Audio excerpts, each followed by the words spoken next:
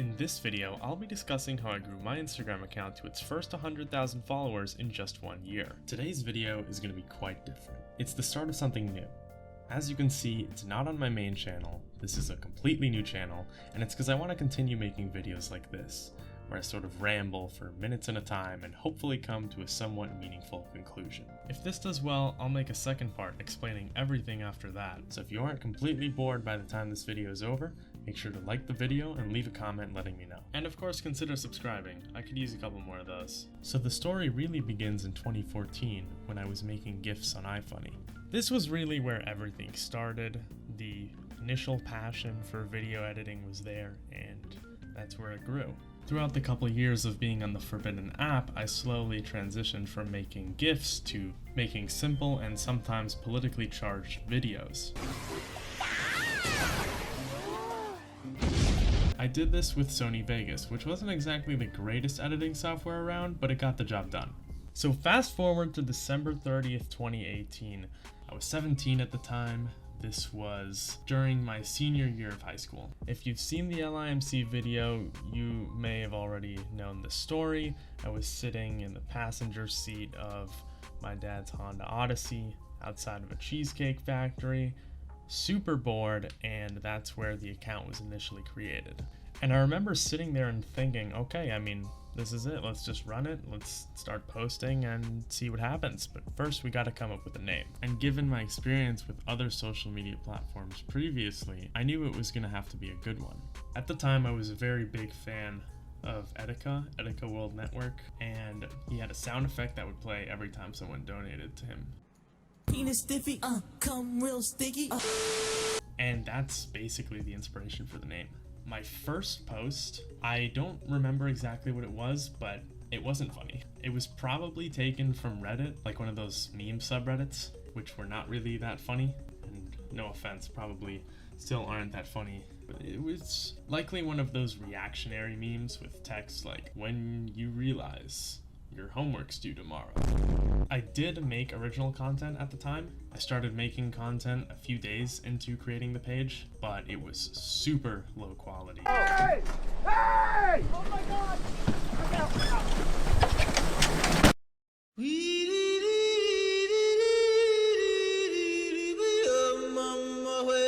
I mean, like, it was really bad. Around April of 2019, I hit the 6,000 follower mark. This was after posting multiple memes every day consistently with a mix of original content and reposted videos and images. It was also when I started the YouTube channel, and there was a point, I think, between 6,000 and 6,500 followers where I started to go fully original. I remember making a poll on my story at the time saying, hey, what do you guys think of this? Should I go fully original or should I keep posting hybrid? And I think 80% of people actually did not want me to go fully original. They wanted me to keep doing what I was doing. But at this point I was pretty committed and I was ready to take the leap, so I did it anyway. And it paid off quite well, because a couple months later I reached the 10K mark. At the time I was posting at least once a day. And the game plan was basically this. I would wake up and then throughout the day I would kind of browse the internet, look for source videos, and then when I found something that piqued my interest, I would take it, download it, send it to myself, and then edit it.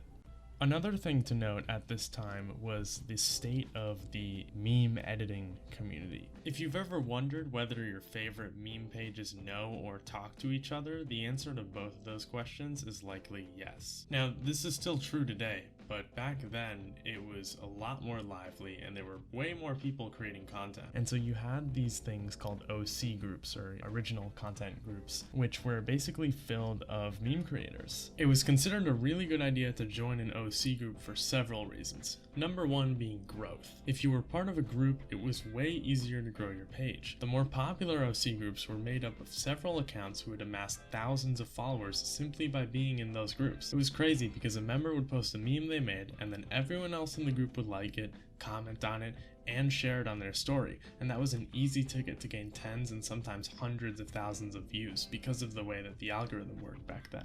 I think it's important to note that if you're trying to grow an account, social media groups in general are beneficial for you regardless of your niche. For example, the same thing is true for fashion and music artist communities. Another reason why groups were so important is networking. If you were part of a group with people who had lots of followers and were skilled at editing, you quickly learned what to edit to maximize your potential for gaining views and followers. It was also easier to get connected with people who wanted commissions. Back in 2019, music artists and record labels were paying tons of meme creators in an effort to promote their songs. Edits made by meme creators in 2019 is really how meme rappers like BB No Money and Young Gravy started to gain popularity. But more on that in part 2. Anyway, back to the OC groups. The more recognizable members of the community belong to 2 or 3 main groups. Very early on, it became this personal goal of mine to join one of these groups, not even because of the reasons I mentioned previously, but because a lot of the members were sort of an inspiration to me. There was a point months before I made my account where I was super big into watching meme compilations. I remember I was watching compilations and I'd continuously see the same sets of watermarks on these videos that were just so well edited. I'd always look up the watermarks on Instagram and it would just lead to this treasure trove of amazing content. And I think these creators can also be attributed as some of the reasons as to why I started my account in the first place. But long story short, the point is that most of these creators ended up being in the same 2 or 3 OC groups. Now at that time I had around 20,000 followers. Given that most of the members had hundreds of thousands of followers, it was going to be pretty difficult for me to make a name for myself and join one of these groups. And so I joined a smaller group, which none other than Pam Pam, who is a good friend of mine to this day, ended up joining too. Later in the summer, something really cool happened. On July 28th, one of my memes was featured in a PewDiePie video for the first time, which was a super big deal for me, but the meme that he featured wasn't exactly my greatest work. What is this guy? Is this Colonel something? Do you agree with him? You don't know shit about nothing. You don't know. You wanna get that fucking camera away from me? You wanna get that fucking camera away from me? That being said, the lack of quality that meme had did not detract from how hyped I was. I remember waking up to so many DMs telling me that I made meme review, and I was over the moon. What was cool is that the video itself and my watermark being up there got me a couple thousand followers and got me to 30k. One step closer to becoming a niche internet micro celebrity.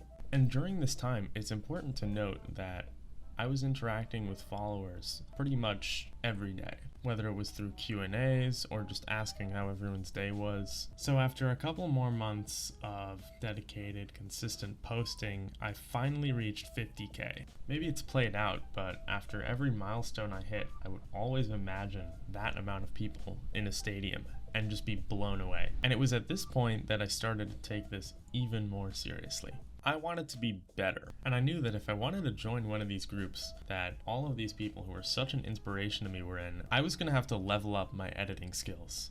And so at that point, put the pedal to the metal, and I started trying to learn one of the most complicated editing softwares known to man, Adobe After Effects. And right before I started college, I began this slow transition from Sony Vegas into After Effects, going from making stuff like this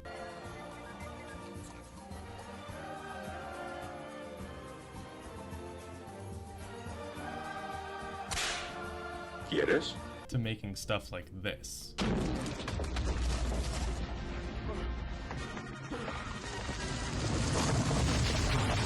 Towards the end of December, which was nearly marking my 1-year anniversary of the account, I was not only able to join an OC group that I liked a lot, but I was also approaching 100,000 followers. I remember frantically trying to hit 100,000 followers before the new year, but that didn't happen.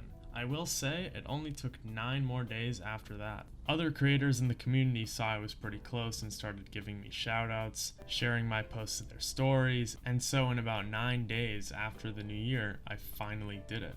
100,000 followers in just over a year. I was floored, but I didn't want to stop there. I wanted to keep growing. I wanted the next milestone. I wanted to keep getting bigger. But everything I did afterwards from 100,000 followers to get to where I am now is a whole other story. A story that involves omelet making live streams, seeing how far one's video editing skills can improve in complete isolation, a Nintendo Switch giveaway, and so much more. If you want to know more about that, let me know in the comments and I'll make a part 2. That's pretty much all I have for you guys today. All I can say is thank you so much for watching this video till the very end. I really appreciate it. Take care.